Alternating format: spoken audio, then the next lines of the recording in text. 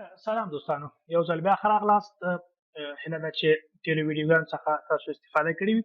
نو راځو دا ځل د خپل درس په د فهرست په اساس باندې دا ځل موږ نن دریم کمانډ په تر پوښښ لاندې نیسو چې هغه د فارمټ پاینټر په نوم باندې ده فارمټ پاینټر کمانډ چې ده هغه هم موږ سره په هوم ټاب کې موقعیت لري په هوم ټاب کې تاسو چې متوجه شئ دلته موږ دلته دا کمانډ ځان سره لرو د دې کمانډ ډېر زیات کاربرد لري او زیات ځایونه کې په کار وړل کېږي دا هم هغه فارمټونه چې موږ کوم ټکسټ یا کوم متن ته مخکې له مخکې انتخاب کړو دې په پرنټر یا د دغه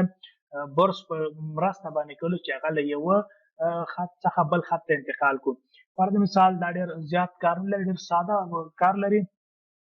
موږ دلته راځو فرض مثال مخکې له چې د کمانډ څخه استفاده وکړو موږ باید یو متن ځان سره انتخاب ولرو فرض مثال دلته تاسو وینئ د حکومت کلمه موږ سره رنګ یې سور دی نو سور رنګ موږ څه کولی شو دا موږ غواړو چې مرستیال هم موږ سره فقط په همدغه خط کې سور شي نو دا څه کوو چې کله موږ دلته کلیک وکړو په همغه خط باندې چې غواړو د دغه فارمټ یا دغه کوم ډیزاین یا کوم طرحه چې موږ مخکې له مخکې جوړه کړې ده هغه بل خط ته انتقال کړو نو کله چې موږ دا کلیک کوو تاسو وینئ دلته موږ ته وړوکې غوندې وینډوز یا وړوکې غوندې پاپ اپ ټولز ټول بار خلاصېږي چې په هغې کې هم موږ سره څه ده فارمټ پاینټر دلته هم موجود ده او دلته هم موجود ده خوښه ستاسو چې کوم ځای څخه راغلی نو موږ په نورمال ډول د ټاب څخه رایې اخلو فقط څه کوو چې کله د ټاب څخه دا راواخیستل شو وینئ تاسې چې کله زه باندې کلیک کوم هلته اوس چې د انتخاب په حالت کې تاسو ګورئ بیکګراونډ لږ خړ غوندې ښکاري چې کله د انتخاب حالت نه وځي بیکګراونډ څنګه کېږي د خړوالي نه وځي نو دا زه انتخاب هم راځم دلته فرض مثال دلته زه د دغه مرستیال په کلمه باندې څه کوم فقط کلیک کوم او کلیک یې نیسم راکاږم یې ورباندې تاسې متوجه یاستئ ګورئ د مرستیال رنګ د ټکسټ څنګه شو سور شو ورسره نه یوازې د رنګ د انتقال په خاطر باندې فرض مثال موږ دلته د افغانستان کلمه لرو پکې خپل ګران وطن افغانستان کلمه دلته موږ سره موجوده ده دلته موږ ډېر ښکلي فارمټونه ورکړو فرض مثال دا بولډ کوو دلته راځو سایز هم 14 کوو ورته او دلته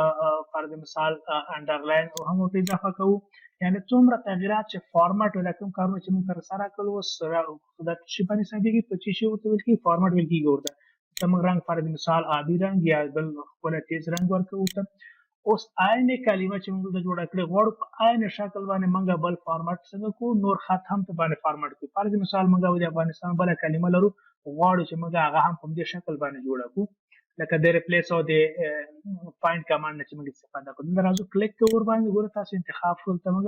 راځو موږ د افغانستان کلمه دلته پیدا کړله فقط چې کله مو دلته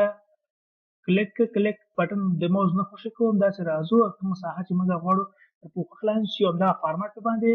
تطبیق کوو نو هغه باندې راکاږ کوو او خوشې کوو دلته تاسو وینئ چې د افغانستان کلمه موږ ته څنګه شوه مکمله تر پوښښ لاندې ونیول شوه تر ټولو نه جالبه خبره دلته دا ده کله موږ تاسو د فارمټ پرنټر څخه استفاده کوو ګورو دوباره بیا موږ ته دا د لاسه وځي او ګیر نه راځي علت څه ده پکې چې دا د یو ځل په خاطر باندې کارېږي او که چیرې غواړو موږ فرض مثال څو ځلې د څخه په همزمان یو دفعه انتخاب کوو څو لغته په باندې موږ جوړ کړو راځو دا ځل څه کوو د افغانستان کلمه انتخابوو چې انتخاب مو کړو راځو په همدغه فارمټ پرنټر باندې دوه ځلې بار کلیک کوو ورباندې لکه ډبل کلیک چې ورته موږ ورته وایي ډبل کلیک ګورئ انتخاب شو مو سره اوس چې زه د افغانستان کلمه چې هر ځای کې غواړم څومره دفعې چې دا زه امپلیمنټ کوم یا دا تطبیق کوم دا هم ما سره څه ده فارمټ پرنټر دا ګوره اوس د انتخاب په حالت کې ده زه راځم ته مقدمه دلته لرو موږ دا مقدمه باندې هم څه کوم انتخاب کوم هیڅ دوباره ضرورت نه چې لا شم زه کلیک کوم ورباندې فقط دلته چې هر څو ځلې زه راځم دلته کلیک کوم ماته څه کوي دا زما په اختیار کې ده ګورئ تاسې دا موس سره وړوکی غوندې برس هم ورسره ښیي تاسې متوجه یاستئ ورته نو کله چې زموږ فارمټ یا زموږ دا رنګامیزي تکمیل شو نو موږ زه د فارمټ پرنټر باندې دوباره کلیک وکړو تر څو موږ عادي حالت ته راوګرځو اوس راځو موږ خپل متن بیرته عادي حالت ته راګرځو عادي حالت څنګه موږ د افغانستان کلمه د دغه نور متنونه چې تاسو ګورئ عادي متن په شکل کې ده فقط په عادي متن باندې کلیک کوو راځو بیا ته ډبل کلیک کوو پرې باندې څو ځلې موږ دلته څه وکړو د فارمټ پرنټر څخه استفاده وکړو تاسې ګورئ بېرته موږ په عادي حالت باندې راته وي دلته پکې مرستیال کلمه موږ سره کړې وه هغه هم درته سپینوو داسې راځو څومره تغییرات موږ راوستي وي په دې ټولو باندې ښایي تاسې لیدلی شئ چې موږ څومره تغییرات پکې راولو نو درنو دوستانو دا هم و د فارمټ پینټر معلومات تاسو سره مشارک کړل. هیله ده چې د خوند نه اخیستی وي.